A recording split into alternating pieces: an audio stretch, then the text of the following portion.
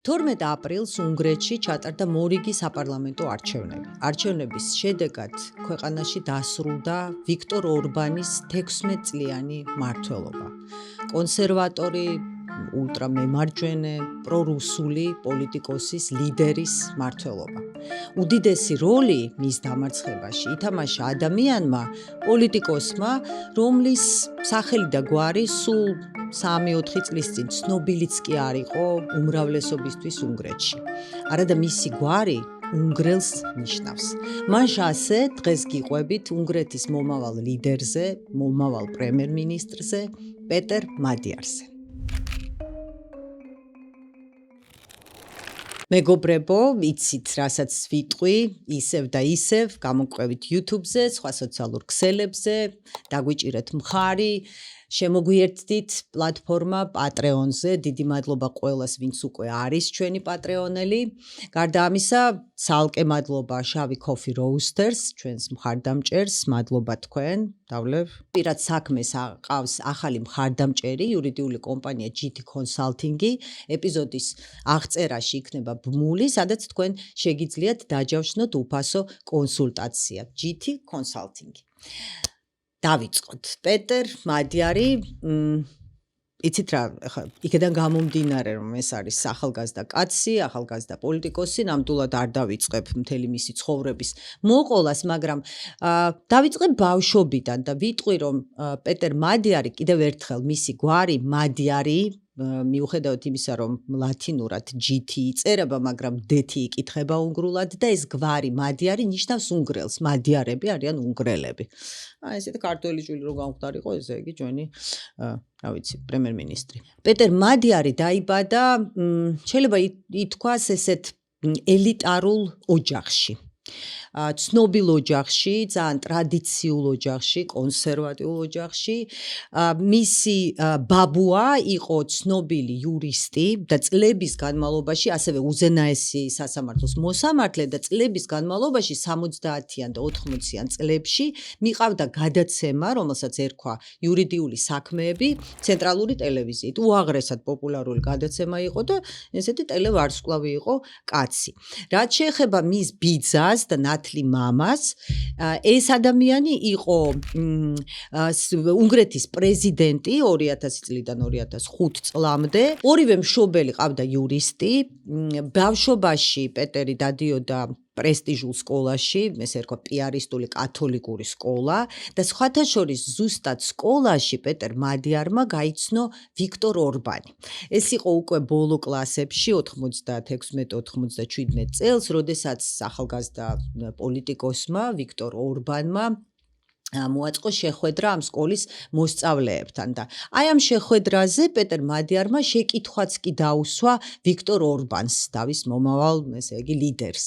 ამ შეხვედრაზე პეტერ მადიარმა კითხა, რატომ ხდება ისე, რომ ორბანი, რომელსაც ჰქონდა მემარცხენე ლიბერალური, ესეთ ლიბერალური იდეოლოგიას იზიარებდა და ლიბერალური და მემარცხენე იდეები ჰქონდა, რატომ გახდა უფრო მემარჯვენე, უფრო მარჯვნივ რატომ მიდის. რაზედაც ვიქტორ ორბანმა უპასუხა ჩერჩილის სიტყვებით და თქვა, რომ ახალგაზრდობაში ადამიანი უნდა იყოს ლიბერალი და უფრო დასრულ ასაკში კონსერვატორი. ეს პასუხი პეტერ მადიარს ძალიან მოეწონა. შემდეგ მადიარმა ჩააბარა პრესტიჟულ უნივერსიტეტში, ბუდაპეშტში, იურიდიულ ფაკულტეტზე და გახდა იურისტი. ზუსტად უნივერსიტეტში სწავლისას პეტერ მადიარმა ძალიან განიცადა ვიქტორ ორბანის პარტიის ფიდესის დამარცხება 2002 წლის საპარლამენტო არჩევნებზე. იმდენად განიცადა, რომ გადაწყვიტა ამ პარტიის წევრი გამხდარიყო. 2005 წელს მადიარმა ერთ-ერთ ფართიზე, წვეულებაზე, რომელიც მოაწყო მისმა მეგობარმა, გაიცნო თავისი მომავალი და უკვე ყოფილი მეუღლე, იუდით ვარგა. იუდით ვარგა, ასევე იურისტი, რომელმაც დაამთავრა იურიდიული ფაკულტეტი უნივერსიტეტში ქალაქ მიშკოლსში, მაშინ გადიოდა სტაჟირებას ერთ-ერთ იურიდიულ ფირმაში ბუდაპეშტში.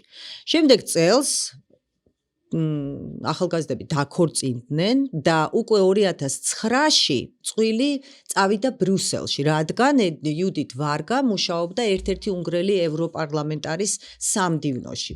მისი ასისტენტი, მდივანი იყო. ეს ევროპარლამენტარი იანოშ ადერი იყო, რომელიც 2012 წელს გახდა უნგრეთის პრეზიდენტი, მაგრამ ვარგა და მისი მეუღლე და ოჯახი დარჩა ბრიუსელში და იქ სხვა უნგრელი ევროპარლამენტარების სამდივნოებში მუშაობდა. 2018 წლამდე წვილი ცხოვრობდა ბრიუსელში და ევროპარლამენტის სხვადასხვა სტრუქტურაში მუშაობდა, ძირითადად მუშაობდა იუდით ვარგა. ანუ ეთყობა ესე გადაწყვიტეს, რომ უფრო მეტი ყურადღება დაუთმონ, ესე იგი მეუღლის იუდით ვარგას კარიერას.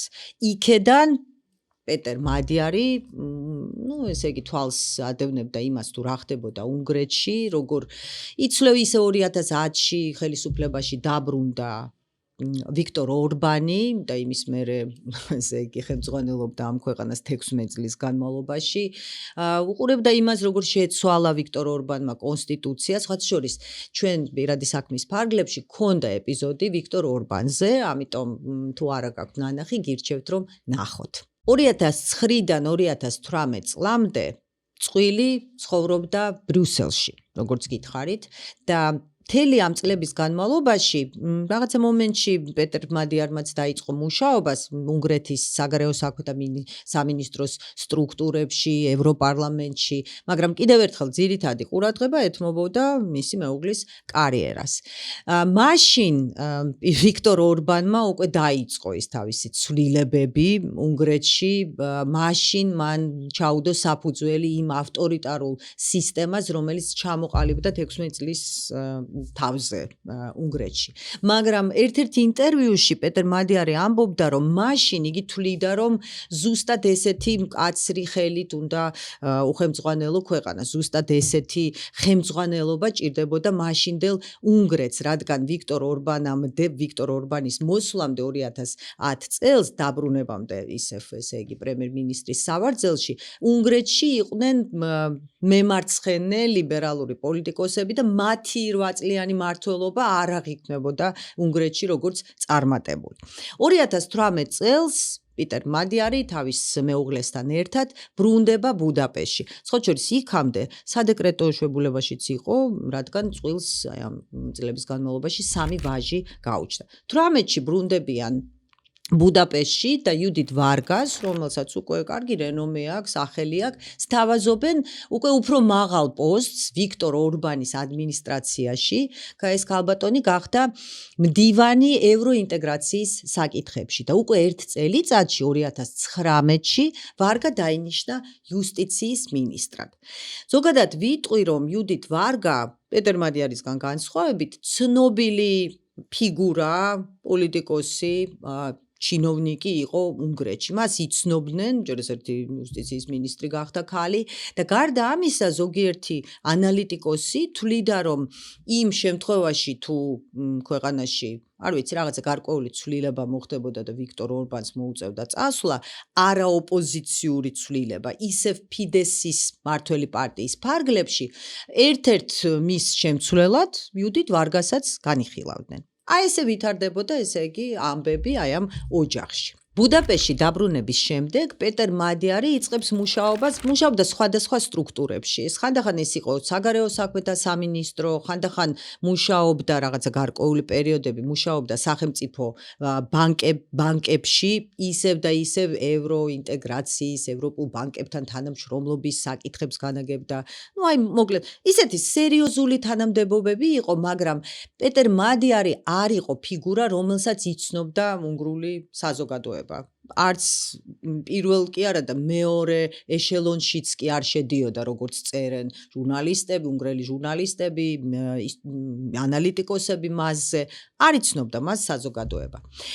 რაც შეეხება მის ხასიათს, სხვათა შორის ამერიკულ გამოცემა პოლიტიკოში იყო ძალიან კარგი სტატია მასზე და აი ამ სტატიაში მე წავიკითხე, რომ პეტერ მადიარი ყოველთვის იყო ძალიან ამბიციური, დამოუკიდებელი, თავისუფალი ადამიანი. მიუხედავად იმისა, რომ იყო ფიდესის მმართველი პარტიის წევრი, იგი გამოირჩეოდა კრიტიკული გამონათქვამებით.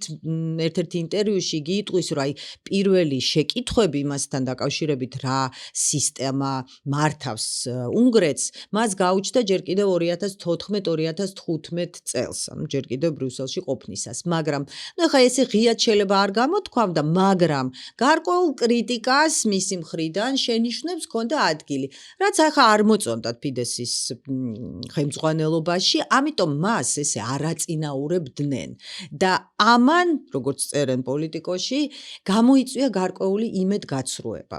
პეტერ მადიარს რომელმაც დიდი დრო დაუთმო საკუთარი მეუღლის კარიერას, მაინც ჰქონდა თავისი ამბიციები და იმედგაცრუებული იყო მიუხედავად რაღაცა გარკვეული თანამდებობისა. ესე გადის წლები, მაგრამ 2023-ში წყვილმა განაცხადა, რომ გადაწყვიტეს დაცილდნენ ერთმანეთს. ეხლა რა ხდება კიდევ 2023 წელს? 2023-ში უნგრეთის პრეზიდენტმა, ასევე კონსერვატორმა პრეზიდენტმა ვიქტორ ორბანის მოკავშირემ კატალინ ნოვაკმა, მოდით აქვე ვიტყვი, რომ უნგრეთში პრაქტიკულად იგივე პოლიტიკური სისტემა, როგორც საქართველოში. უნგრეთი არის საპარლამენტო რესპუბლიკა, ამიტომ მთავარი ძალაუფლება არის პრემიერ-მინისტრის ხელში, არა განსხვავდება საქართველოსთან ჩვენთან მთავარი ძალაუფლება ვის ხელშია, ვიცით ყველა, მაგრამ დე იურე ვამბობ, ესე იგი, როგორც არის.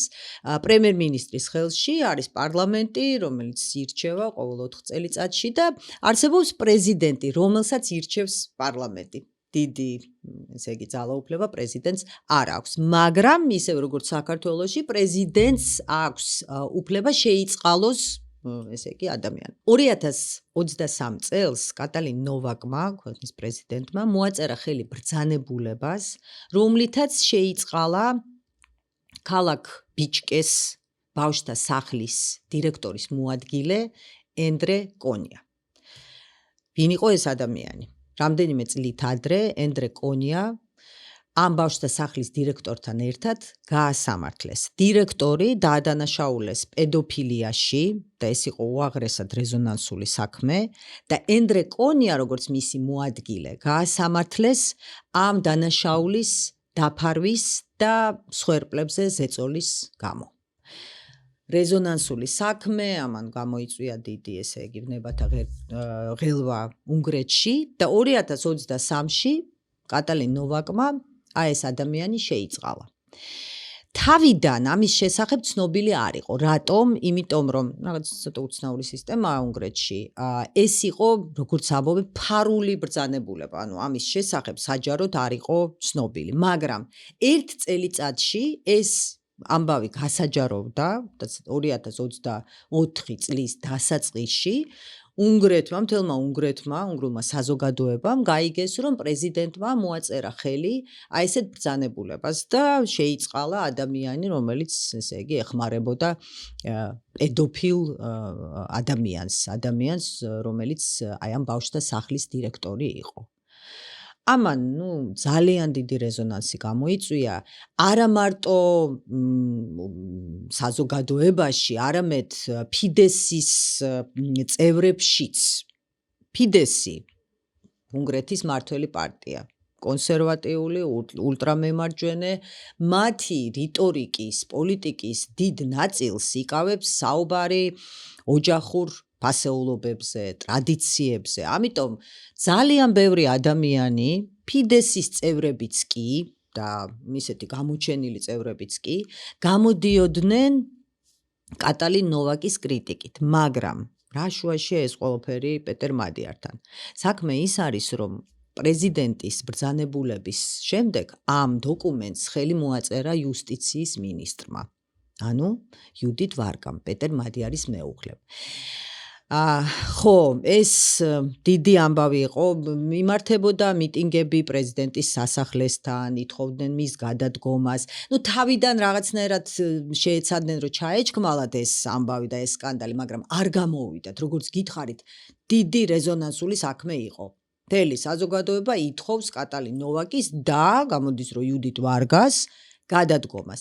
და ამიტომ უკვე 2024 წლის თებერვალში კატალინ ნოვაკი გამოდის ტელევიზიით და პირდაპირ ეთერში აცხადებს, რომ აი ამ ამბების გამო გადაწყვიტა, რომ გადადგეს თავისი თანამდებობიდან და მის მერე თანამდებობიდან გადადგა იუდით ვარგაც, იუსტიციის მინისტრი. ამ განცხადებებიდან დაახლოებით საათ ნახევარში პეტერ მადიარმა, რომელიც კიდევ ერთხელ არ არის ფართო საზოგადოებისთვის ცნობილი ადამიანი და პოლიტიკოსი და არც ხშირად წერდა პოსტებს სოციალურ ქსელში, მაგრამ პეტერ მადიარმა თავის Facebook-ზე დაწერა პოსტი, მოკლე პოსტი. წაგიკითხავთ, არ არის გრძელი.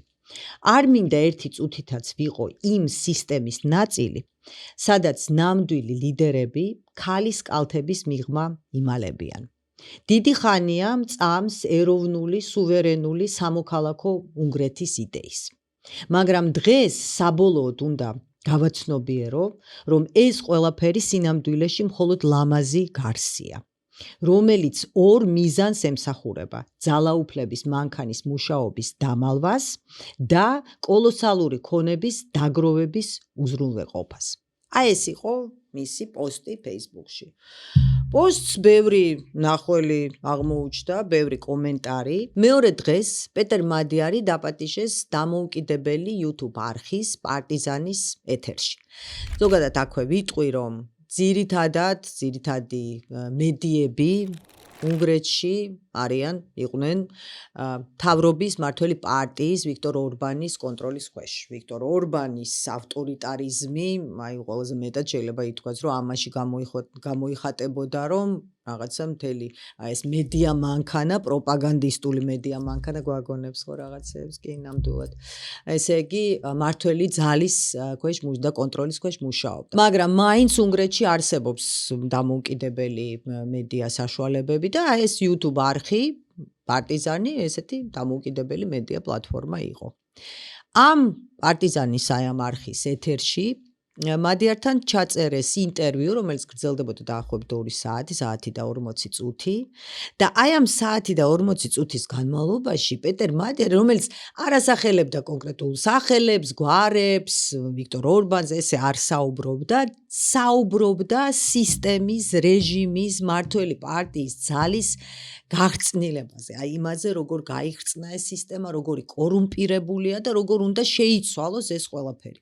პეტერ მადიარი, რომელიც იმ მომენტში ჯერ არ იყო ცნობილი ფართო საზოგადოებისთვის, ჟღერდა არა როგორც მარგინალური ოპოზიციონერი და მოდი ისიც ვთქვათ, რომ ოპოზიციური პარტიები უნგრეთში დიდი პოპულარობით არ სარგებლობდნენ. ნამდვილად, მიუხედავად იმისა, რომ მაგალითად ბუდაპეშტში, ქვეყნის დედაქალაქში მერი არის ოპოზიციონერი 2019 წლიდან, მაგრამ მაინც ეს მემარცხენე ლიბერალური პარტიები დიდი პოპულარობით და მხარდაჭერით არ სარგებლობდნენ და მადიარი ჟღერდა არა როგორც მემარცხენე ლიბერალური, რევოლუციონერი, არამედ როგორც იმედგაცრუებული ინსაიდერი. როგორც ადამიანი, რომელმაც ეს სისტემა შიგნიდან იცის, ამ სისტემაში, ამ მმართველ პარტიაში გაატარა, ძალიან დიდი ხანი 2002 წლიდან და ეს იყო უკვე 2024, ხო? 20 წელზე მეტი. და ამიტომ ეს იყო ალბათ მე ვიტყოდი, რომ აი პეტერ მადიარის დიდების 15 წუთი.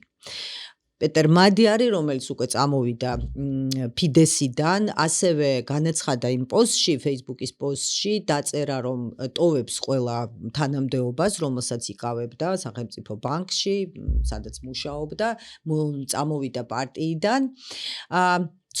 ამ ინტერვიუმ ფურორი მოახდინა უნგრეთში. უნგრეთში ცხოვრობს 10 მილიონი ადამიანი. ეს ინტერვიუ აი ამ დამოუკიდებელ არხზე, შეიძლება არც ყველაზე პოპულარულზე, სადაც გამოდის ნაკლებად ცნობილი ადამიანი, ეს ინტერვიუ ნახა 2 მილიონმა ადამიანმა. წარმოუდგენელი მაჩვენებელი, ესე იგი 10 მილიონიანი უნგრეთისთვის. და უკვე ამის მერე ეტყობა პეტერ მადიარი, ეხლა ვერ გეტყვით, რამდენი ხანი ფიქრობდა იმაზე, რომ წავიდეს დიდ პოლიტიკაში და ეს ნაბიჯი გადადგას, მაგრამ ფაქტია, რომ აი ამ მომენტიდან იწყება მისი ახალი სერიოზული პოლიტიკური კარიერა.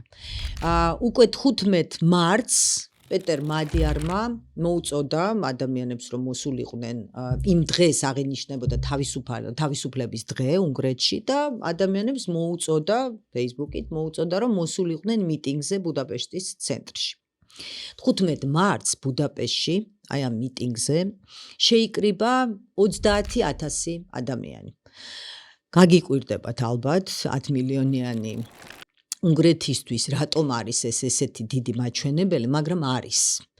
სხვა ოპოზიციურ პარტიებს წლების და წლების განმავლობაში არ გამოსდიოდათ ამდენი ადამიანის მოყვანა საკუთარ საპროტესტო აქციებზე და მიტინგებზე. როგორი გასაკვირიც არ უნდა იყოს. ჩვენთან 30,000 ადამიანი, რა ვიცი მე, შაბათობით მოდის ხოლმე, მოდიოდა, მაგრამ ფაქტია, რომ 30,000 ადამიანი მოვიდა, პეტერ მადიარი გამოვიდა ამ მიტინგზე, ისევ და ისევ სისტემის კრიტიკით, მმართველი პარტიის კრიტიკით და იქ განაცხადა პირველად, რომ აპირებს საკუთარი პოლიტიკური ძალის, პოლიტიკური პარტიის შექმნას და იწყებს სერიოზულ პოლიტიკურ კარიერას. ამ ამბიდან დაახლოებით 2 კვირაში მოხდა კიდევ ერთი მნიშვნელოვანი ეპიზოდი მადიარის ბიოგრაფიაში და მის პოლიტიკურ კარიერაში. ალბათ იცით, ბევრმა თქვენთაგანმა იცის ამის შესახებ, იმიტომ რომ ამაზე ბევრმა მედიამ დაწერა ამ ეპიზოდზე. პეტერ მადიარმა გამოაქვეყნა ფარულად ჩაწერილი საუბარი საკუთარ მეუღლესთან. ანუ ეს საუბარი შედგა 2023 წელს, ჯერ სანამ იუდით ვარგა და პეტერ მადიარი ერთად იყვნენ. ამ საუბრიდან დაახლოებით 2 თვეში დაშორდებიან ერთმანეთს. საუბარი, უშუალო საუბარი მეუღლეებს შორის სამზარეულოში საუბრობდნენ, არ არის გრძელი ჩანაწერი, დაახლოებით 2 წუთია. აი ამ საუბარში იუდით ვარგა, რომელიც ჯერ კიდევ იუსტიციის მინისტრია, უზიარებს თავის მეუღლეს იმას, რომ პროკურატურაში ანადგურებენ მნიშვნელოვან დოკუმენტებს, რომელიც უკავშირდება რაღაცა კორუფციულ საქმეებს.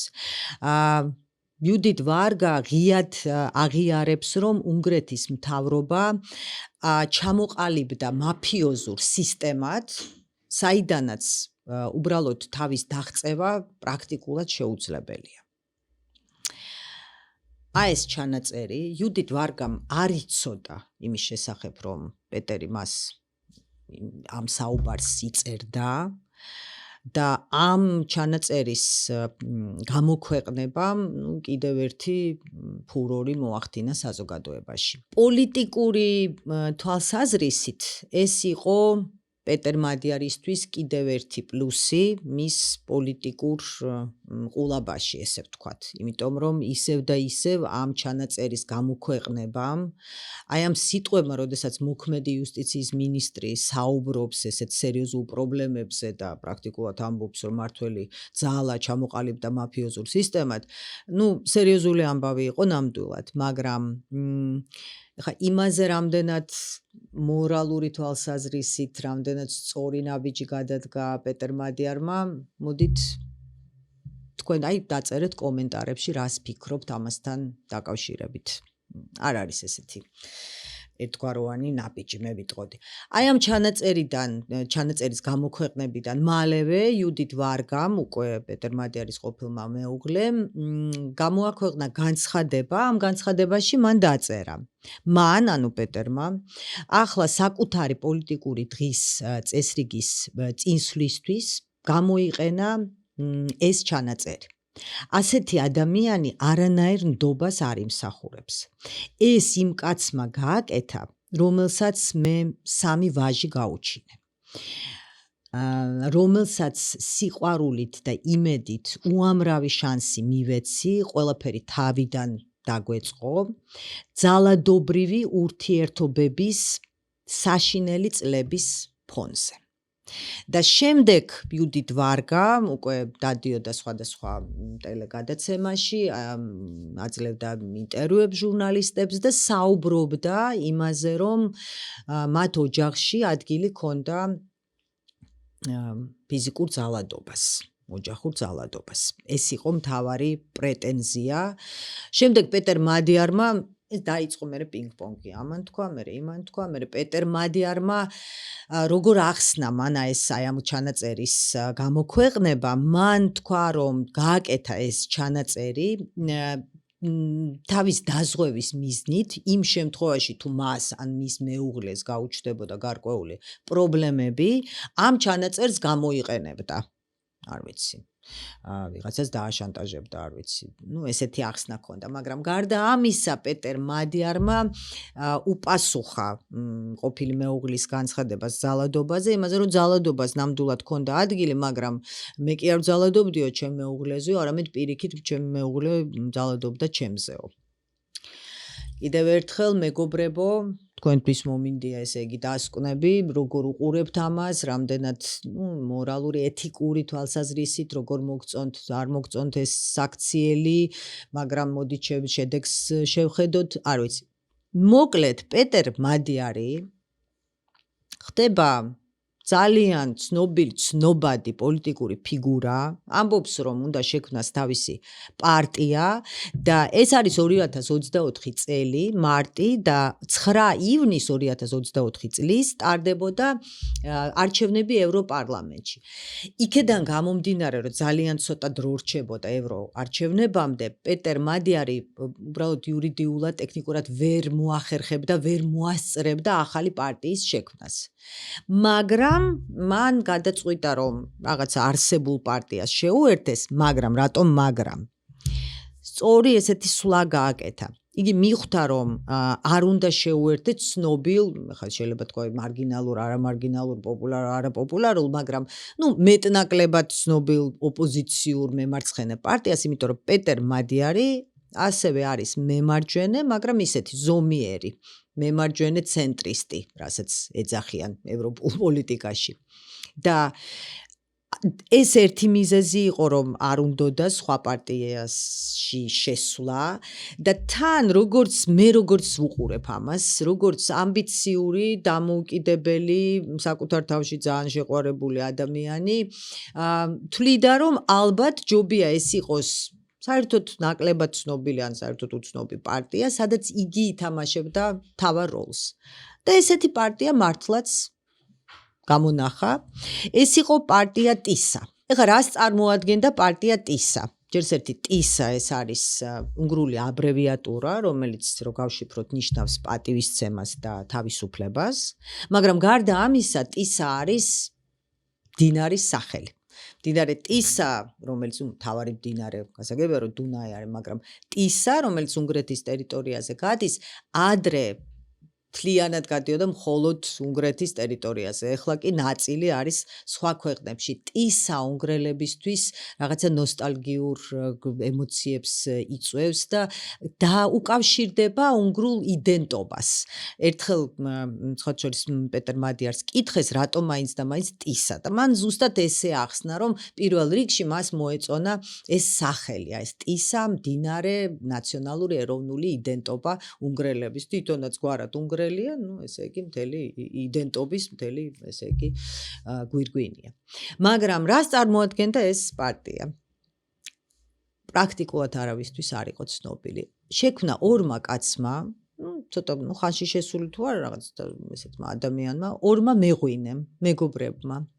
არ ვიცი როგორ დაარეგისტრირეს, არ ვიცი არ ჭირდებათ ათასობით ხელმოწერა თუ არ ვიცი, ვერ გეტყვით, ახლა ამ დეტალებში ვერ შევალ, მაგრამ არსებობდა ეს პარტია, ორი კაცი, რომელიც რაღაცა თავისი პატარა მიკრო ავტობუსით დადიოდნენ მთელ უნგრეთში, ვიდეოებს იღებდნენ და მერე ამას თავის YouTube არხზე აქვეყნებდნენ. რა პარტია ეს არის, ხო? არანაირ რაღაც წარმოდგენილ შესვლაზე პარლამენტში და ევროპარლამენტში ან ქვეყნის პარლამენტში არ იყო საუბარი, ორი კაცი თავისთვის ერთობა და ტისა დაარქვეს გადასარევი. აი პეტერ მადიარმაც ეთყობა ეს გუმანი პოლიტიკური ამ კაცს ნამდვილად აქვს. გადაწყვიტა რომ აი ესეთი პარტია იყოს, არავისთვის ცნობილი პარტია და თვითონ გახდეს ამ პარტიის პრაქტიკულად ერთადერთი ლიდერი. ესეც მოხდა. მაგრამ აქ უნდა ვთქვათ, რომ მან დაიწყო უაღრესად აქტიური წინასაარჩევნო კამპანია. ეს ჯერ არის, შეგახსენებთ, მეგობრებო, 2024 წელი და ადამიანი ემზადება ევროარჩევნებისთვის. აქ გავაკეთებ პაუზას, შეგახსენებთ, რომ ესე იგი გამოყვეთ, ხარი დაგვიჭიროთ, პატრეონი, დიდი მადლობა შავი Coffee Roasters. ახლა ნამდვილად დავლევ, პაუზა უნდა გავაკეთო. შეგახსენებთ სტუდია 64-ის შესახებ. კიდევ ერთხელ თუ გნებავთ კრეატიული კონტენტის შექმნა, დაგვიკავშირდით და მოდით ვითანამშრომლოთ და კიდევ ერთი ჩვენი მხარდამჭერი, ეს არის ახალი მხარდამჭერი პირადი საქმის, ამ შემთხვევაში იურიდიული კომპანია GT Consulting-ი. დიდი მადლობა თქვენ მხარდაჭერისთვის და ასევე ამ ეპიზოდის აღწერაში არის ბმული, თქვენ შეგიძლიათ შეხვიდეთ და დაჯავშნოთ უფასო კონსულტაცია GT Consulting-ის ახალგაზრდა არაჩვეულებრივ იურისტებთან. დიდი მადლობა, რომ უსმენთ ამ მოკლე სარეკლამო ჩანართებს და მოდით გავაგრძელოთ. მოკლედ პეტერ მადიარი აქტიურად შეუდგა წინა საარჩევნო კამპანიას. აი აქ უნდა აღნიშნოთ და არ ვიცი თუ გვისმენენ პოლიტიკოსები ან ის ადამიანები, რომლებიც, რა ვიცი, მომავალში ფიქრობენ, რომ თავისი ცხოვრება დაუკავშირონ პოლიტიკურ კარიერას. მე ვფიქრობ, რომ პეტერ მადიარის მაგალითი ძალიან სერიოზულად უნდა განიხილონ, შეისწავლონ. მთელი, რამდენი თვე იყო, ხო? აპრილი, მაისი, 9 ივნისი იყო არჩევნები. 2 თვე ნახევარი ეს ადამიანი არ გაჩერებულა. მოიარა ლამის მთელი უნგრეთი, პატარა ქალაქები, სოფლები, მაღალმთიანი სოფლები, ყველა კარზე დააკაკუნა, ჩადიოდა ქალაქში, მოედანზე ხვდებოდა ამომრჩევლებს.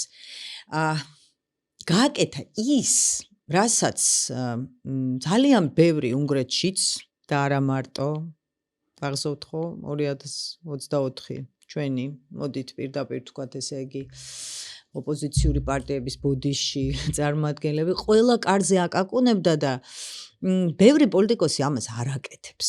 არ ვიცი, რატოღაც თვლიან, რომ შეიძლება ზოგიერთ შემთხვევაში დიდი საპროტესტო აქციების ფონზე თვლიან, რომ გარანტირებული აქვთ გამარჯვება, რაც ნამდვილად არ არის ესე, იმიტომ რომ მართველი პარტია მუშაობს, ადმინისტრაციულ რესურსს იყენებს, ხო? ეს ხო ვიცით ყველა. აი პეტერ მადიარმა დაივიწყა, რას აკეთებს ფიდესი, მას არ აინტერესებდა.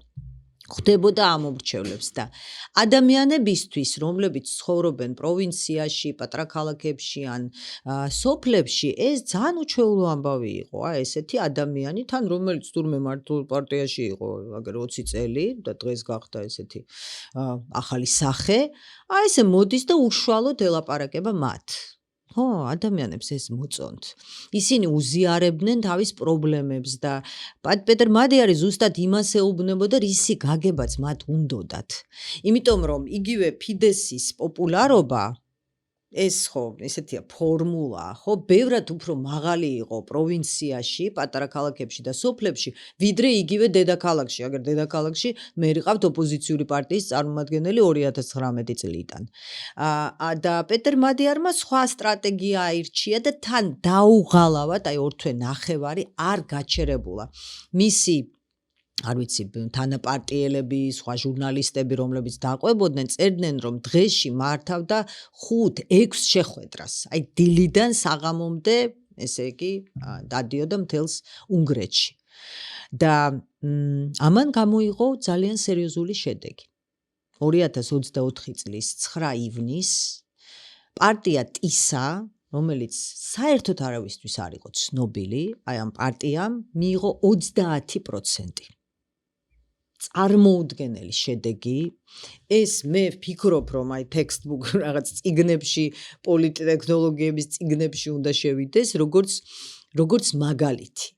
და მეორე ადგილზე გავიდნენ და ეს იყო იმდენად შთამბეჭდავი შედეგი, რომ უკვე მაშინ აბსოლუტურად ყველა უნგრეთში დარწმუნდა იმაში, რომ ეს ადამიანი გააგრძელებს პოლიტიკურ კარიერას და სერიოზულად მოემზადება 2026 წლის საპარლამენტო არჩევნებისთვის.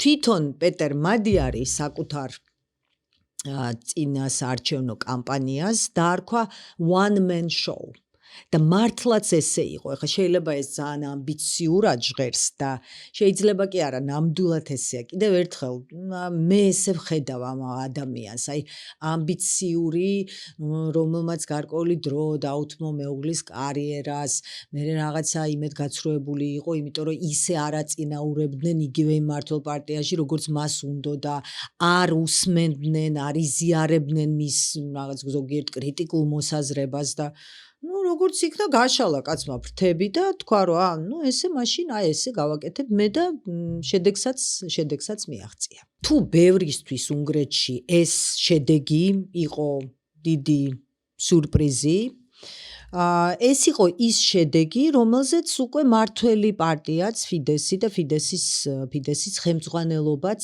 დაფიქრდა. და ამიტომ მალევე ევროარჩევნების მერე, ეხლა ეს მეთოდები ყველამ ვიცით, იყო მცდელობა რომ გაეხსნათ სისხლის სამართლის საქმე პეტერ მადიარის წინააღმდეგ. ეხლა რაში იყო საქმე? არჩევნების მერე მალევე პეტერ მადიარი ისვენებდა ერთ-ერთ ღამის კლუბში ბუდაპეშტში, ეთყობა დალია ცეკვავდა და ვიღაცა კაცი იმ კლუბში მობილური ტელეფონით უღებდა. ჯერ გააფრთხილაო, მიღებო, მერე იმა გააგრძელა გადაღება და მადიარმა გამოართვა ეს ტელეფონი და გადააგდო. ამ ადამიანმა მადიარს უჩივლა, არ ვიცი, შეიძლება რაღაცა ფიზიკურ შეღებასაც ჰქონდა ადგილი, მაგრამ ეხლა ის კაცი არ დაშავებულა, არაფერი სერიოზული ისეთი არ მომხდარა, მაგრამ ისეთი პოლიტიკური საქმე იყო, მოდით პირდაპირ ვთქვათ, ეს სისხლის სამართლის საქმის გასის მცდელობა იყო, მაგრამ ევროპარლამენტმა, იმიტომ რომ ადამიანი გახდა ევროპარლამენტარი, მისი პარტია გავიდა ევროპარლამენტში, არ მოუხსნა იმუნიტეტი, ამიტომ სისხლის სამართლის საქმემ, ეს გაგრძელება ამ ისტორიამ არ ქონდა არანაირი გაგრძელება. მთელი 2024 წელს ხომ მუშაობს ევროპარლამენტში 25-ში, მაგრამ თან აგრძელებს მომზადებას 2026 წლის საპარლამენტო არჩევნებისთვის. და როგორც ხედავთ, ყველაფერი დასრულდა დიდი გამარჯვებით, იმიტომ რომ ეს არ არის უბრალოდ პატარა გამარჯვება, ეს არის გამარჯვება, როდესაც პეტერ მადიარის პარტიამ ისამ საკონსტიტუციო უმრავლესობა მოიპოვა უნგრეთის პარლამენტში და ეს ძალიან სერიოზული შედეგია, იმიტომ რომ ამ შემთხვევაში გამოდის, რომ ამ პარტიას ექნება საშუალება, რომ ნებისმიერი თავისი გადაწყვეტილება გაიტანოს და ბუნებრივია, რომ პეტერ მადიარი ჯერჯერობით პარლამენტი არ შეიკრიბა, 30 დღის შემდეგ უნდა არჩევნების მერე შეიკრიბოს პარლამენტი, მე მგონი, როდესაც გავა ეს ეპიზოდი, ჯერ ეს ვადა არ იქნება გასული, ამიტომ შეიკრიბება პარლამენტი, მოსალოდნელია, რომ ბუნებრივია, რომ პეტერ მადიარს აირჩევენ პრემიერ-მინისტრად და მისი რაც შეეხება მის გუნდს, ბევრი შეკითხვა მის გუნდთან დაკავშირებით, ხო, ამ გუნდსაც მყავს თავისი კრიტიკოსები, ზოგი ადამიანი, რომელიც შედის პეტერ მადიარის გუნდში, რომელსაც წარადგენს როგორც მომავალ მთავრობას, არიან ადამიანები, რომლებიც ადრე ეხაც იყვნენ დაკავებული ბიზნესით. ისეთი ცოტა სასაცილო მომენტია, რომ მისი მომავალი საგარეო საქმეთა მინისტრი იქნება ორბანი, მაგრამ არანაირ კავშირში არ არის ვიქტორ ორბანთან. მაგრამ იქამდე მე მინდა მაინც გითხრათ იმაზე, როგორ მოახერხა პეტერ მადიარმა 16 წლიანი ვიქტორ ორბანის 16 წლიანი რეჟიმის სისტემის დამხობა, ძლიერი სისტემის დამარცხება. ჯერ ეს ერთი პეტერ მადიარმა ისევ გააგრძელა აქტიური წინა საარჩევნო კამპანია. აი ზუსტად იგივე, რასაც აკეთებდა იმ 2 თვის განმავლობაში, ესე მუშაობდა მთელი ამ პერიოდის განმავლობაში. ყველგან დადიოდა სოფლებში, ქალაქებში, 5, 6, 7 შეხვედრა დღეში. ცნობილია ფაქტი, როდესაც პეტერ მადიარი ფეხით, გამარჯობა ნიკოლ პაშინიანჯან, ესე იგი, იმიტომ რომ ნიკოლ პაშინიანმა თავის დროზე ესე ფეხით გაიარა ერევნიდან გიუმრიმდე მივიდა, იმიტომაც ქვია მის პარტიას ნაბიჯი. ესე იგი, სომხებს ჩვენ ძმებს გამარჯობა. აი ესე იგი, ესე გაიარა პეტერ მადიარმა რაღაცა დასახლებული პუნქტიდან უნგრეთში რუმინეთამდე, რომ შეხვედროდა უნგრეთში დასახლებულ უნგრელებს. ზოგადად იმას ვიტყვი, რომ ვიქტორ ორბანის მხარდამჭერები ხა დიდ ქალაქებში ნაკლებად უჭერდნენ მხარს, იქ უფრო ესეთი მომთხოვნი ხალხი ცხოვრობს ხოლმე დიდ მეგაპოლისებში და ქალაქებში. ძირითადად იყვნენ ადამიანები, რომლებიც ცხოვრობენ პროვინციაში და ვიქტორ ორბანი აკეთებდა რაღაცებს განსაკუთრებით არჩევნების წინ, რაღაცა იაფი კრედიტები ფერმერებს, რაღაცები. ეხლა მთლად კარტოფილს არ ურიგებდა, მაგრამ რაღაც ადმინისტრაციული რესურსის გამოყენება, მაგრამ კიდევ ერთი მისი დასაყრდენი, როგორც წერენ ჟურნალისტები, ანალიტიკოსები, იყვნენ საზღვარგარეთ მცხოვრები უნგრელები. საქმე ის არის, რომ რაღაც გარკვეულ ეტაპზე ვიქტორ ორბანმა დაურიგა საზღვარგარეთ მცხოვრებ უნგრელებს, ეგრეთ წოდებული უნგრელების ბარათები, აი ესე დაარქვა. ანუ ეს ადამიანები, უნგრელები, შეიძლება ყოფილიყვნენ იმ ქვეყნის მოქალაქეები, სადაც ცხოვრობენ, მაგრამ ამ ბარათმა მათ მისცა საშუალება და კიდევ მე მგონი რაღაცა სხვა ბენეფიტებიც ჰქონდათ, რომ მიიღოთ მონაწილეობა არჩევნებში. და ამ ადამიანებმა დაუფასეს ახლა ამ კაცს ეს ჟესტი, ეს გადაწყვეტილება და ძირითადად უნგრეთის დიასპორა ვიქტორ ორბანს აძლევდა ხმას. მაგრამ ამ შემთხვევაში პეტერ მადიარმა, გარდა იმისა, რომ მოიარა მთელი ქვეყანა, ხანდახან ფეხით, ხანდახან მანქანით, აი ეს დიასპორელებიც არ დაივიწყა. ფეხით გადავიდა რუმინეთის საზღვარზე, შეხვდა იქ უნგრელებს, დაელაპარაკა, აუხსნა და სულ ამას უსვამდა ხაზს, ამას ამბობდა, რომ მე არა ვარ რაღაცა მემარცხენე და ესეთი პოლიტიკოსი. არა. ჯერ ეს ერთი, რაც შეეხება ჩემს იდეოლოგიას, მე ვარ მემარჯვენე, ცენტრისტი, უფრო ზომიერი, ძალიან ფრთხილად საუბრობდა მგრძნობიარე თემებზე. ვერ იპოვით რაღაცა ისეთ განცხადებებს LGBTQ თემის შესახებ, ზომიერად საუბრობს ამ თემებზე, არც ძალიან რადიკალურად ნეგატიურად, არც ძალიან ისეთი მხარდაჭერას არც შეიძლება არ უცხადებს, თუმცა ცოტა ხნის წინ თქვა, რომ ნებისმიერ ადამიანს, ნებისმიერი ორიენტაციით აქვს უფლება, რომ თავისუფლად იცხოვროს უნგრეთში, მაგრამ ჩვენ ვართ ტრადიციული, ესე იგი, ფასეულობების ქვეყანა. აი ამ თავის ამომრჩევლებს ზუსტად ამ ტონით ელაპარაკებოდა და სულ ეუბნებოდა, რომ ხალხო, მე ხო ვიცი, მე შიგნით ვიყავი. აი ამ მართლ პარტიაში, ძალაში 20 წელი გავატარე, ვიცი შიგნით რა ხდება. აგერ ის გამოაქვეყნა, ეს თქვა, ის თქვა და აი ეს მოწონდა ხალხს. აი ამაში დაინახეს და თან ხო, ნებისმიერ სერიოზულ ცვლილებას, პოლიტიკურ ცვლილებას ქვეყანაში ჭირდება ლიდერი და პეტერ მადიარი ეს ლიდერი გახდა. კიდევ ერთი უმნიშვნელოვანესი საკითხი, ეს არის ბუნებრივია რუსეთთან ურთიერთობა, ევროპასთან ურთიერთობა და უკრაინასთან ურთიერთობა 2022 წლის შემდეგ. და რატომ?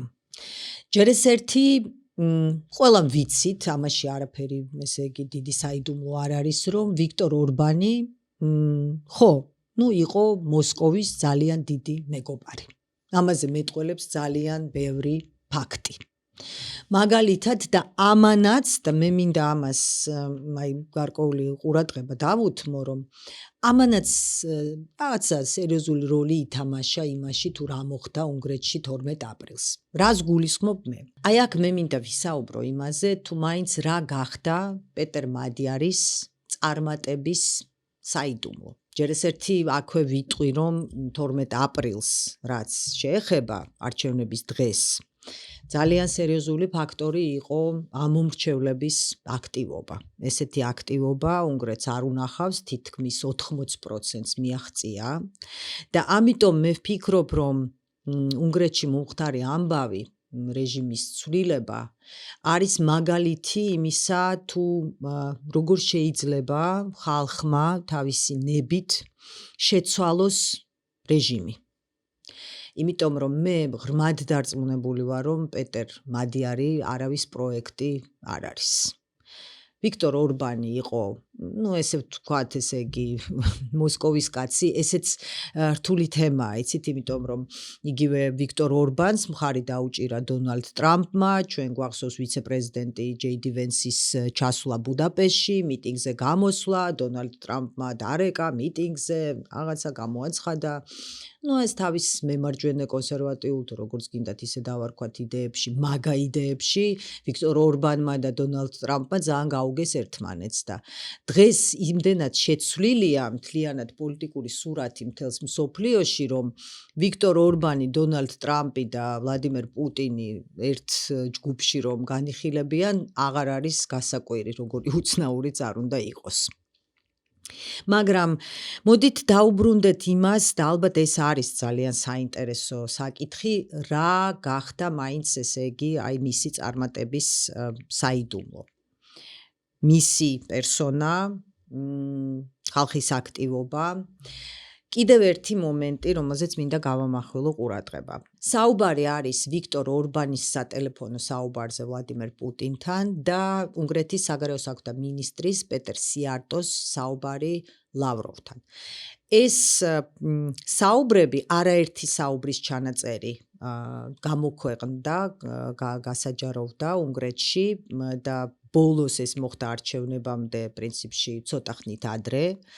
ერთ საუბარს გამოვყოფ, ეს იყო ვიქტორ ორბანის საუბარი ვლადიმერ პუტინთან, სადაც ისეთი საინტერესო ანიმალისტური ამბავი დატრიალდა, ესე იგი ორ პოლიტიკოს შორის, იმიტომ რომ ვიქტორ ორბანმა პუტინთან საუბარში თქვა, რომ მე ვარ შენი თაგვი, შენ ხარ ჩემი ლომი. არ შეგეშინდეთ, მეგობრებო, რაზეა საუბარი. ესე იგი საუბარია ცნობილ იგავ არაგზე, სადაც მონაწილეობენ თაგვი და ლომი. ლომი იჭერს თაგვს, თაგვი ეხვეწება, რომ გამიშვი კაცო, შეიძლება რამეში დაგჭირდეო. დავიდან ლომი ამბობს, რაში უნდა დამჭირდეო, პატარა თაგვი ხარო, არა დაგჭირდებიო. გადის დრო გაუშვებს ლომი, გადის დრო და ლომი მოხდება ხაფანგში და იქ თაგვი ეხმარება. ეს არის მთელი ესე იგი იგავ არაკის არსი. და ვიქტორ ორბანი ეუბნება, რომ ჩემი ლომი ხარო და მე შენი თაგვი ვიქნებიო, ანუ როცა დაგჭირდებაო, მე დაგეხმარებიო. წარმოუდგენელი. ეს საუბარი, ახლა ეს ცოტა იუმორით, მაგრამ არბერსასაცილო არ არის ამაში, როდესაც ქვეყნის 10 მილიონიანი ევროპული ქვეყნის ლიდერი, პრემიერ-მინისტრი, მეორე როგორი ძლიერიც თუ არა, როგორც არის ქვეყანაც არ უნდა იყოს, ესეთი ტექსტით ესაუბრება, ხო? და როდესაც ეს საუბარი გაასაჯაროვეს, ბევრმა უნგრელმა მიიღო ეს როგორც პირადი შეურაცხყოფა. მიუხედავად იმისა, რომ მთელი აი ამ 16 წლის განმავლობაში და განსაკუთრებით მოდით ვთქვათ, ბოლო, რა ვიცი, 6-10 წლის განმავლობაში, აი ეს ანტიუკრაინული, პრორუსული, ანტიუკრაინული ბოლო 5 წლის განმავლობაში რიტორიკა სულ იყო ორბანის პარტიის და მართველი პარტიის მთავარი პროპაგანდისტული ინსტრუმენტი. უნგრელები არიან ადამიანები და ჯერ კიდევ ცოცხალია ის თაობა, რომელსაც ახსოვს 1956 წელი. როდესაც ბუდაპეშტში შევიდნენ საბჭოთა ტანკები და ჩაახშეს, ესე იგი, აჯანყება საბჭოთა რეჟიმის წინააღმდეგ, სოციალისტური რეჟიმის წინააღმდეგ. ვიქტორ ორბანი, თავის დროზე ახალგაზრდა ვიქტორ ორბანი იყო ადამიანი, რომელიც გამოდიოდა მიტინგებზე და საბჭოთა ჯარის გაყვანას ითხოვდა უნგრეთიდან. მაშინ მოეწონა პეტერ მადიარს ის ვიქტორ ორბანი იყო, ესე იგი, დიდი შთაბეჭდილების ქვეშ, რომელიც ის ადამიანი იყო, რომელიც უნგრეთის იდენტობაზე და ეროვნულ იდეაზე საუბრობდა და რითი დაასრულა. ჯერ შეიძლება არ დაუსრულებია თავის პოლიტიკური კარიერა, ჯერ კიდე წინ არის ბევრი რამ და ვნახოთ, მაგრამ მაინც, ხო? და ამიტომ ეს ძალიან გზნობიარე თემაა. ზუსტად ამიტომ პეტერ მადიარმა ძალიან სწორედაც ამაზე გააკეთა აქცენტი. ამ წინასაარჩევნო კამპანიის დროს სულ უფრო ხშირად ბუდაპეშტის და სხვა ქალაქების ქუჩებში ისმოდა ლოზუნგი რუსებო წადით სახში. ის, რასაც ეუბნებოდნენ უნგრელები 1956 წელს საბჭოთა ჯარისკაცებს. რუსებს მოდით ესე ვთქვათ. ხო? ეს ეროვნული იდეის ესეთი აღმოცენა უნგრულ საზოგადოებაში გახდა ძალიან აქტუალური. ეხლა რაც შეეხება ბრიუსელთან ურთიერთობას, პეტერ მადიარი სულ ამას ამბობს, რომ ჩვენი გზა არის პროევროპული გზა, უნგრეთი ისედაც არის ევროკავშირის წევრი და ჩვენ უნდა ვიყოთ ევროკავშირის ამ დიდი ევროპული ოჯახის ისეთი წევრები, ხო? ჩვენ არ ვუკავშირებთ ჩვენს მომავალს რუსეთს, მოსკოვს, ჩვენ ვუკავშირებთ ჩვენს აწმყოს და ჩვენს მომავალს ბრიუსელს, ევროკავშირს და ევროპას. კიდევ ერთი ძალიან სერიოზული და მგზნობიარე საკითხი იყო უკრაინა. უკრაინა 2022 წლის 24 თებერვლის შემდეგ, როდესაც რუსეთმა დაიწყო ფართომასშტაბიანი ომი უკრაინაში. ვიქტორ ორბანმა ეს თემა გამოიყენა არა მარტო 2026 წლის საპარლამენტო არჩევნებზე, 22-შიც იგივე ხდებოდა. მაშინ მთავარი ლოზუნგი, მაშინ არჩევნები ტარდებოდა აპრილში. ისე როგორც ახლა, ომის დაწყებიდან სულ ცოტა ხანში და მაშინ მთავარი ლოზუნგი იყო არა ომს. ამ არა ომს, გეცნობათ ხო? ხო, ეს იცით რა, ეს რაღაცა ფორმულები, რაღაცა სადღაც დაიწერა და მერე ტირაჟირდება ზოგიერთ ქვეყანაში.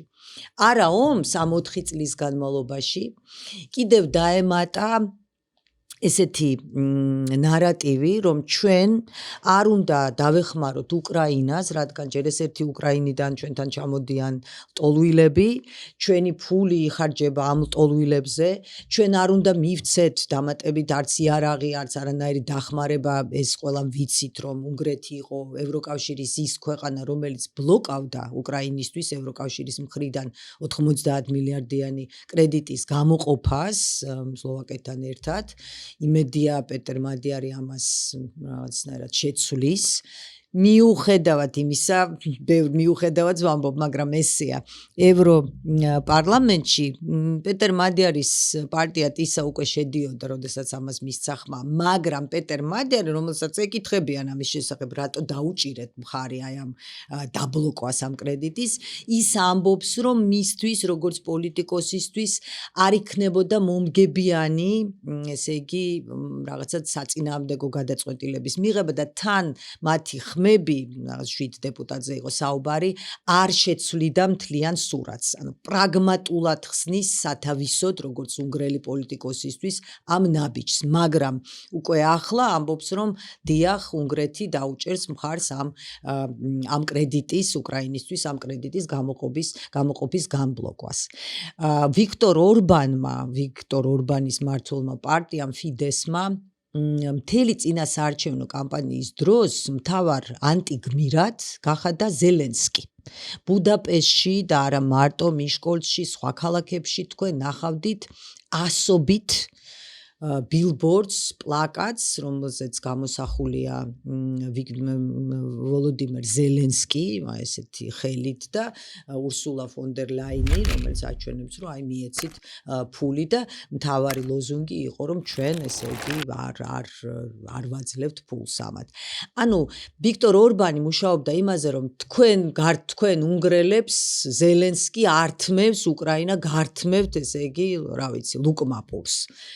პეტერ მადიარმა ეს ნარატივი შეცვალა, ფრთხილად შეცვალა, ზელენსკიზე არაფერს ისე პირდაპირ არ საუბრობდა, მაგრამ 2024 წლის ივლისში იგი ჩასული იყო უკრაინაში. ომის დაწყებიდან პირველად. მაშინ რუსულმა ჯარმა დაბომბა საავადმყოფო კიევში და პეტერ მადიარმა ჩაიტანა ჰუმანიტარული დახმარება კიევში. შეხვდა ამ საავადმყოფოს, არ ვიცი, ხელმძღვანელობას და აი ამ ვიზიტის ფარგლებში პეტერ მადიარი ბუჩაშიც ჩავიდა. უნგრეთში, ისევე როგორც რუსეთში, იყენებდნენ აი ამ პროპაგანდისტულ, ესე იგი, ინსტრუმენტს, პროპაგანდას და ამბობდნენ, რომ ის რაც მოხდა ბუჩაში, იყო დადგმული. ასევე ძალიან ცნობილი ხრიკი რუსული პროპაგანდის მე პირადად ძალიან კარგად ვიცი ეს როგორ მუშაობს, იმიტომ რომ პირადად შევეხე ამას 2008 წლის აგვისტოში ომის დროს, როდესაც ჩვენი გადაღებული კადრები, როდესაც დაიბომბა გორი და იქ გადავიღეთ ერთი ადამიანი იმ საცხოვრებელი სახლის, რომელიც დაბომბეს, გადავიღეთ ადამიანი, რომლის ძმა დაიღუპა ამ დაბომბვის შედეგად და რძალიც. და მე მაშინ მახსოვს, რომ როდესაც როიტერის სააგენტომ გამოაქვეყნა ეს ფოტოები და ეს ფოტოები იყო დაბეჭდილი, რა ვიცი, მთელი მსოფლიოს ჟურნალების გარეკანზე და მთელ მსოფლიოში გავრცელდა ეს საშინელი კადრები. მაშინ რუსული ტელევიზიის ერთ-ერთი ცენტრალური არხით იყო ნაჩვენების სიუჟეტი, სადაც 3 წუთის განმავლობაში ჩვენი რუსი ეგრეთ წოდებული კოლეგები საუბრობდნენ იმაზე, რომ როიტერის სააგენტომ ეს კადრები დადგა. და ისიც მახსოვს, როგორ მე და მირეკა ჩვენმა რედაქტორმა ლონდონიდან და უბრალოდ უთხოვა, რომ თავი შემეკავებინა და არაფერი არ მეთქვა და შემდეგ როიტერმა გააკეთა ოფიციალური განცხადება, ჩვენ დავდეთ ყველა ეს ათობით კადრი, რომელიც ჩვენმა ფოტოგრაფმა გადაიღო. ხო და განცხადება იყო იმაზე, რომ არანაირ დადგმას ადგილი არ ქონდა. როგორც არ ქონდა არანაირ დადგმას, არ ქონდა ადგილი ბუჩაში. ბუჩამდე იყო საქართველო 2008-ში და 2008 წლამდეც. და კარგია, რომ თუ ჩვენ ქართველებს ეს გვემახსოვრება. გადავედი სხვა თემაზე, ბოდიშს ვიხდი ამის გამო, მაგრამ მე მინდა ვთქვა, რომ ჩვენს გვახსოვს ჩვენი საპარლამენტო არჩევნების წინა ეს სამარცხვინო ბილბორდები, სადაც იყო გამოსახული დაბომბილი ქალაქები უკრაინის. არა ომს ეს გინდათ? აი ზუსტად იგივე პროპაგანდას იყენებდა ვიქტორ ორბანი. არა ომს და თან ამას აი ამ 4 წლის განმავლობაში კიდე დაემატა, რომ ესე იგი როგორ ართმევენ უკრაინელები უნგრელებს ლუკმა პურს. პეტერ მადიარს და ზელენსკის რაც შეეხება და დამავიწყდა ბოდიშს ვიხდი ამის გამო, მე თქვა, რომ ბუჩაში როდესაც ჩავიდა პეტერ მადიარი, გაუგნებული იყო იმით, რაც იქ იხილა და მან თავის YouTube არხზე ჩაწერა 9 საათიანი ვიდეო. ნაწილი არის უნგრულად ჩაწერილი, ნაწილი ინგლისურად, რასაც მე ვუყურე, სადაც აჩვენებს ამ კადრებს და ყვება აი ეს არის რუსული სამყარო, აი რას აკეთებს რუსეთი. აი ეს გინდათ? და თან იცით რა, ალბათ ნებისმიერი პროპაგანდას აქვს თავისი დრო. რაღაცა ისიც ძველდება.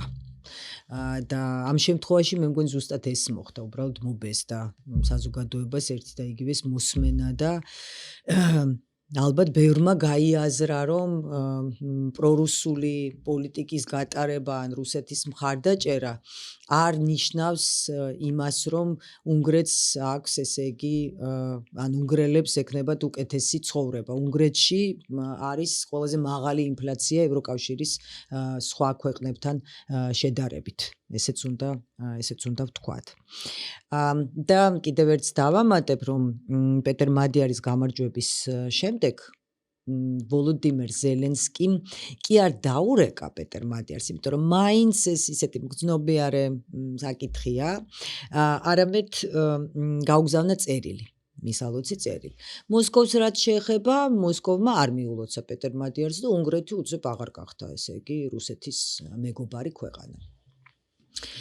ხო, აი ეს ფაქტორები, მადიარის ფიგურა, უცებ ლიდერის გამოჩენა, თვითონ ლიდერი როგორიც არის და მოგიყევით ამ ადამიანზე, ხალხის აქტივობა არჩევნებზე უმნიშვნელოვანესი, როგორ იმუშავა პროპაგანდა, როგორ მობესდა ხალხს ის, ახალგაზრდების მონაწილეობა პოლიტიკურ პროცესებში, რომლებიც მაინც როგორც არ უნდა იყოს ახალგაზრდები ყოველთვის უფრო პროგრესულები არიან, უფრო უნდათ ცვლილებები, უფრო ნათელი, უფრო პროგრესული, უფრო დემოკრატიული საზოგადოება. აი ჩემი აზრით ეს არის ძირითადი მიზეზები რატომაც მოხდა ის, რაც მოხდა უნგრეთში 12 აპრილს. ეხლა ბევრი შეკითხვა და ეს არის ჩვენი ეპიზოდის უკვე ბოლო ნაწილი, რას გააკეთებს პეტერ მადიარი? ანუ როგორ იმოქმედებს? ბევრი ანალიტიკოსი თვლის, რომ აი ამ რეფორმების გატარებას დაჭირდება გარკვეული დრო, მაგრამ პეტერ მადიარმა მალევე არჩევნების მერე ჩაატარა დიდი პრესკონფერენცია, ბევრ შეკითხვას უპასუხა. იქ საუბრობდა იმაზე, რომ ალბათ უნგრეთი დაუჭერს მხარს აი ამ კრედიტის გამოყოფას უკრაინისთვის, რადგან პეტერ მადიარი სულ ამას ამბობს, რომ ნამდვილად თვლის, რომ რუსეთი არის აგრესორი ამ ომში და უკრაინა არის მსხვერპლი. ამას ამბობდა ბუჩიდან ამ თავის ვიდეოში და მთელი წინასაარჩევნო კამპანიის დროს ამას არ მალავს. ამასთანავე მაინც ფრთხილი პოლიტიკოსია, ამბობს, რომ უნგრეთი არ გამოუყოფს შეიარაღებას, არ გადასცემს, არ მიყიდის შეიარაღებას უკრაინას. ასევე, როგორც მემარჯვენე ცენტრისტი პოლიტიკოსი, ფრთხილ განცხადებებს აკეთებს საიმიგრაციო პოლიტიკასთან დაკავშირებით. ისევ და ისევ პრაგმატული პოლიტიკოსია, ცდილობს, რომ ძალიან არ გაცდეს ამ რაღაცა პოპულისტურ ნიშას, არის პოპულისტი, ნამდვილად ვინ არის, რომელი პოლიტიკოსი არ არის პოპულისტი, მითხარით. ასევე საუბრობს იმაზე, რომ თვითონ უნგრეთის თავდაცვის ბიუჯეტი უნდა გაიზარდოს მთლიანი შიდა პროდუქტის 5%-მდე, რაც არის ნატოს ერთ-ერთი მოთხოვნა. ნახოთ, როგორი ურთიერთობა ექნებათ ბუდაპეშტს და ვაშინგტონს. კიდევ ერთხელ მე ვფიქრობ, რომ გარკვეული დრო დაჭირდება, მაგრამ გარკვეულ ცვლილებებს ჩვენ დავინახავთ, აი ცოტა დრო დარჩება სანამ ესე იგი პეტერ მადიარი შეუდგება პრემიერ-მინისტრის მოვალეობის შესრულებას. უკვე წარადგინა თავისი გუნდი, როგორც გითხარით, საგარეო საქმეთა მინისტრი იქნება ანიტა ორბანი. ამ პრესკონფერენციაზე პეტერ მადიარმა ისაუბრა საგარეო საქმეთა უკვე შეიძლება ითქვას, რომ ჯერ მოქმედ, მაგრამ ყოფილ საგარეო საქმეთა მინისტრზე, პეტერ სიორტაზე და მან გააკეთა ესეთი ხმაურიანი განცხადება იმის შესახებ, რომ აი ზუსტად აი ამ დროს, როდესაც მე ვატარებ პრესკონფერენციას, სიორტა არის საგარეო საქმეთა სამინისტროში და ანადგურებს დოკუმენტებს, რაღაცა საბუთებს, რომლებიც შეიძლება უკავშირდებოდეს რაღაცა კორუფციულ გარიგებებს, სანქციებს, რუსეთთან ურთიერთობას, ხო, საკმაოდ ისეთი განცხადება იყო. სიორტაზე მან ისიც გაიხსენა სატელეფონო საუბარი, როდესაც სიორტა ესაუბრებოდა ლავროვს, რუსეთის საგარეო საქმეთა მინისტრს და იმ საუბრის დროს, აი ესეც უნგრელებისთვის ძალიან შეურაცხყოფელი იყო, როგორ ესაუბრებოდა ერთი დიპლომატი, მათი ქვეყნის მთავარი დიპლომატი, რუსეთის მთავარ დიპლომატს, როგორ ყველაფერზე ეუბნებოდა კიკი. იყო ეპიზოდი, როდესაც სიორტა მონაწილეობდა ევროპარლამენტის, ევროკავშირის საგარეო საქმეთა მინისტრების შეხვედრაში, გამოვიდა ამ შეხვედრიდან და შემდეგ დაურეკა ლავროვს და იქ იყო საუბარი დახმარების გამოყოფაზე უკრაინისთვის და ლამის პატაკს აბარებდა ლავროვს, რომ აი ესეთი ამბავი მოხდაო და ლავროვი ამ დროს სიორტას ესაუბრებოდა იმაზე, როგორ უნდა დაეხმაროს უნგრეთი რუსეთს, არ ვიცი რუსეთს, მაგრამ ერთ კონკრეტულ რუს ოლიგარქს, ალიშერ უსმანოვს, მის დას ჰქონდა დაწესებული თუ აქვს ესე იგი სანქციები ევროპის მხრიდან და დაეხმარონ ამ სანქციების მოხსნაში. აი, ხო, უნგრელებისთვის შეურაცხყოფელი იყო ეს ყველაფერი. და ბოლოს მე მინდა ვთქვა, რომ რა მოხდა უნგრეთში. მე ვფიქრობ, რომ უნგრელებმა მისცეს ხმა ცვლილებას. პეტერ მადიართან, ამ ტისასთან, მის გუნდთანაც ბევრი შეკითხვა, ბევრი რაღაცა კრიტიკული მოსაზრებაც არსებობს. კონკრეტულად მასთან დაკავშირებით, ამ გუნდთან დაკავშირებით, არ ვიცით რას გააკეთებენ, როგორ მოიმოქმედებენ იმ პოლიტიკური სისტემის ფარგლებში, რომელიც არსებობს და ტისამ 2/3 საკონსტიტუციო უმრავლესობა მოიპოვა ახალ პარლამენტში, ხო, ძალიან ფრთხილად უნდა შევხედოთ იმას, როგორ მოიმოქმედებს მადიარი, შეიძლება, არ ვიცი, გადაუტრიალდეს დავით და სათავისოდ გამოიყენოს ეს სისტემა. იმედია რომ არა, იმედია რომ ეს არის დიდი შეცდომა, ნამდვილად ამას არ გააკეთებს, მაგრამ ბევრი ანალიტიკოსი, ბევრი ჟურნალისტი უნგრეთში წერდა იმაზე, რომ უნგრელებმა ხო ამ ცვლილებას მისცეს ხმა. შეიძლება არა ტისას, არამედ ფიდესის წინააღმდეგ, ორბანის წინააღმდეგ. და კიდევ ერთი პოზიტიური ამბავი ამაში, მე ესე ვფიქრობ ყოველ შემთხვევაში, არის ის, რომ როდესაც ხალხმა უკვე ნახა აი თავისი ამ ქმედების შედეგი და ძალიან სერიოზული შედეგი, სერიოზული ცვლილება, ძლიერი ავტორიტარული რეჟიმის დამხობა, ესე ვთქვათ, ოღონდ ძალიან დემოკრატიული გზით, არჩევნების გზით, სერიოზული შედეგია, ხო, ქვეყნისთვის. ეს აძლევს ხალხს იმის რწმენას, რომ ეს შეიძლება ისევ მოხდეს. ამიტომ ბევრი ანალიტიკოსი, ჟურნალისტი წერს იმის შესახებ, რომ ჩვენ, აი ესეთი ფრაზაც კი იყო, რომ პეტერ მადიარი ცოლად კი არ მოვიყვანეთო. პრემიერ-მინისტრი გახდებაო, თუ არ მოგვეწონება, მასაც გადავირჩევთ. აი ესეთი ფრაზაც შემხვდა მე. ნახოთ, რას იზამს პეტერ მადიარი. ერთი რამ ფაქტია, რომ რუსეთი სულ უფრო მეტ მოკავშირეს კარგავს მთელს მსოფლიოში. უკვე ბოლო განსაკუთრებით 2 წელიწადში ბევრი მაგალითი გვაქვს, რამდენი პარტნიორი დაკარგა მოსკოვმა. დიდი მადლობა, ეს იყო ჩვენი ეპიზოდი პეტერ მადიარზე, ჩვენ სპეციალურად გადავწყვიტეთ, არ იყო დაგეგმილი, მაგრამ ჩაგვეწერა ეს ეპიზოდი ამ პოლიტიკოსზე, რადგან ვიცით, რომ ვფიქრობთ, რომ არის დიდი ინტერესი მის მიმართ და დიდი ინტერესი მე მახსოვს საერთოდ ზოგადად 12 აპრილის საპარლამენტო არჩევნების მიმართ, შედეგების მიმართ.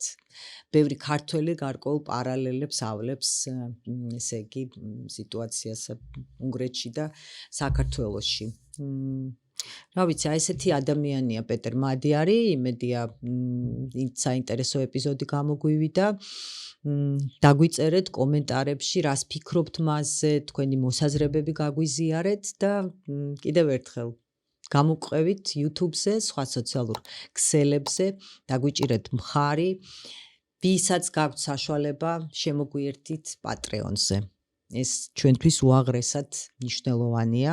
იქ გარდა იმისა, რომ ჩვენ უფრო ადრე ვაზიარებთ ჩვენს ეპიზოდებს, უფრო ადრე ვიდრე YouTube-ზე, ყველა თქვენთაგანისთვის, რაღაცა ხანდახან მე ჩემ პოსტებსაც ვწერ და ჩემ მოსაზრებებს რაღაცებს გიზიარებთ. დიდი მადლობა შავი Coffee Roasters, ჩვენს უკვე ტრადიციულ მხარდამჭერს. ახალ მხარდამჭერს იურიდიულ კომპანია GT Consulting-ს კიდევ ერთხელ აღწერაში არის ბმული. მე ვფიქრობ, რომ დღევანდელ საქართველოში ბევრს სჭირდება, შეიძლება დაჭირდეს იურიდიული კონსულტაცია და აი ამ კომპანიაში ეს კონსულტაცია არის უფასო. ამიტომ კი ბატონო, ესე იგი ხარი დაუჭიროთ GT Consulting-საც და კიდევ ერთხელ სტუდია 64-ის შესახებ თუ გჭირდებათ კრეატიული კონტენტის შექმნა, დაგვიკავშირდით. ელექტრონული მისამართი ასევე ამ ეპიზოდის აღწერაშია. დიდი მადლობა და მომავალ შეხვედრას.